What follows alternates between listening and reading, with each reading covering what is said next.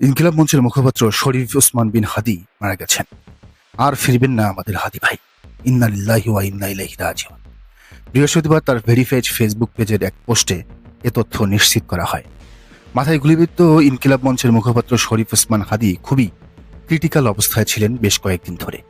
Singapore থেকে বৃহস্পতিবার বেলা 2টার দিকে পাওয়া সর্বশেষ খবরে জানা যায়, হাদির ব্রেইনে জটিল অপারেশনের জন্য প্রস্তুতি নিচ্ছিলেন ডাক্তার।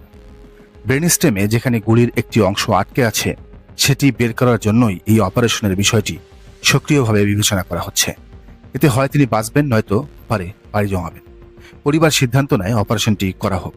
হাদি পরেরটাই বেছে নিলেন, তিনি আর ফিরলেন না। হাদির সঙ্গে রয়েছেন তার 2 ভাই। তার পরিবারের আরেক সদস্য আজ রাতেই সিঙ্গাপুরে রওনা হবেন। এর আগে আজ সকালে সিঙ্গাপুর জেনারেল হাসপাতালে চিকিৎসাধীন হাদিকে দেখার সুযোগ পান তার বড় ভাই উমর বিন হাদি। তখনই তিনি এসব কথা মিডিয়া জানিয়েছিলেন।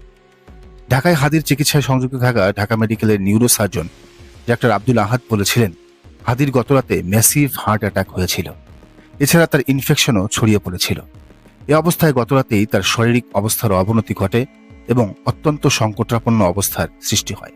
এদিকে গতরাতে প্রধান উপদেষ্টার কার্যালয়ের প্রেস উইংয়ের পাঠানো বিজ্ঞপ্তিতে হাদির শারীরিক অবস্থাকে অত্যন্ত সংকটাপন্ন উল্লেখ করা হয়।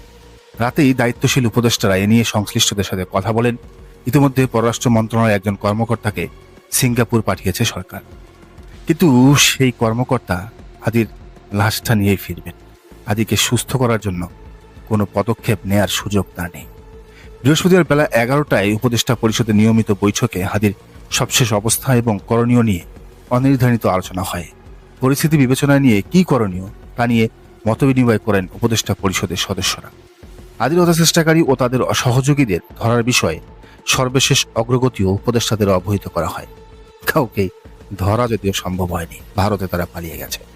গত 12 ডিসেম্বর মতিঝিলে জুমার নামাজ পড়ে নির্বাচনী প্রচারণা শেষ করেন হাদি। এরপর সোহরাওয়ার্দী উদ্যানে যাওয়ার পথে ওই দিন দুপুর 2:20 দিকে হাদিকে বহনকারী অটোরিকশা পল্টন মডেল থানাধীন বক্স কালভার্ট এলাকায় পৌঁছালে মোটরসাইকেলে থাকা দুষ্কৃতীরা হত্যার উদ্দেশ্যে তাকে গুলি করে পালিয়ে যায়। পরে গুরুতর আহত অবস্থায় তাকে ঢাকা মেডিকেল কলেজ হাসপাতালে নেওয়া হয়। সেখানে অপারেশন শেষে এভার কেয়ারে পাঠানো হয়।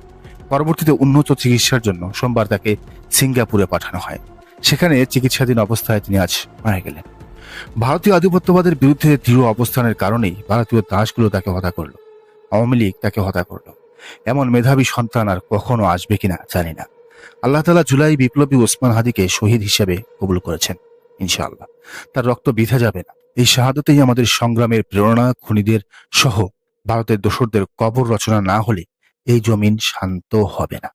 টেকনাফ হতে তেতুলিয়া যারা এই খুনের সাথে উল্লাস করেছে, তাদেরও ছেড়ে কথা বলা হবে না। এর আগে ইনকিলাব মঞ্চ ঘোষণা দিয়ে বলেছিল, ওসমান হাদি এখন জীবন মৃত্যুর সংদিক্ষণে দাঁড়িয়ে আছে। পরিবারের পক্ষ থেকে সিঙ্গাপুরে অপারেশন করবার অনুমতি দেওয়া হয়েছে। আপনারা দোয়া করুন, আল্লাহ যেন তাকে হায়াতে তাইয়্যিবা নসিব করেন। আর ওসমান হাদি যদি রবের ডাকে সাড়া দিয়ে শহীদের কাতারে সামিল হয়, সেক্ষেত্রে পুরো বাংলাদেশের স্বাধীনতাকামী মজলুম জনতাকে সার্বভৌমত্ব নিশ্চিতকরণে শাহবাগে জড়ো হওয়ার জন্য অনুরোধ করা হচ্ছে। খুনিরা গ্রেফতার না হওয়া পর্যন্ত আমরা শাহবাগে অবস্থান করব এবং পুরো বাংলাদেশকে অচল করে দেওয়া হবে। খুনি যদি ভারতে পালিয়ে যায়, সেক্ষেত্রে ভারত সরকারের সাথে আলোচনা করে যে কোনো মূল্যে তাকে গ্রেফতারপূর্বক ফেরত আনতে হবে। ওসমান হাদির মৃত্যুতে সবচেয়ে বড় বিপদে তার 10 মাস বয়সী ছেলেটা তার বাবাকে আর কখনোই বাবা ডাকতে পারবে না। হাদি শহীদি কাফেলায় যুক্ত হলেন। তাদেরকে মৃত বলো না, বরং তারা জীবিত, কিন্তু তোমরা তা অনুভব করতে পারো না। আল কোরআনের এই অমেয় বাণী সত্যি হয়ে গেল। হাদিকে নিয়ে লাবিব আহসানের একটি মর্মস্পর্শী লেখা দিয়ে শেষ করা যাক। তিনি লিখেছেন, ওসমান হাদি বনানীর একটি প্রাইভেট বিশ্ববিদ্যালয়ের ইংরেজি বিভাগে শিক্ষকতা করতেন। বিদেশের পিএইচডি কিংবা পোস্ট ডক্টরেট আহামরি কোনো ডিগ্রি তার ছিল না। ঢাকা শহরে তার ফ্ল্যাট ছিল না। ব্যাংকে অগাধ টাকা ছিল না মির্জা আব্বাসের মতো। যে ইনকিলাব মঞ্চ দিয়ে কালচারাল লড়াইটা চালাচ্ছিলেন, সেখানে কর্মীও ছিল হাতে গোনা কয়েকজন। ঢাকা 8-এ যখন প্রচারণা চালাতেন, সঙ্গে থাকতো গোটা কতক লোক। এ নিয়ে ইভেন ইসলামপন্থীদের কাউকেও তাচ্ছিল্য করতে দেখেছি আমি। হাদি ভাইয়ের জন্মসাল 1993। সেই হিসেবে এখন তার বয়স 32 থেকে 33। এই সংক্ষিপ্ত জীবনে তিনি যে ইম্প্যাক্ট, যিনি যে প্রভাব তৈরি করেছেন সারা দেশে, দেশ জাতি এবং উম্মার জন্য যে দৃষ্টান্ত রেখেছেন, লাখো লাখো পিএইচডি ধারীও তা করতে পারেন। কোটি কোটি টাকার মালিক, অথচ ন্যূনতম কোনো প্রভাব তৈরি করতে পারেনি। তারা নীরবে নিভৃতে মরে গেছে।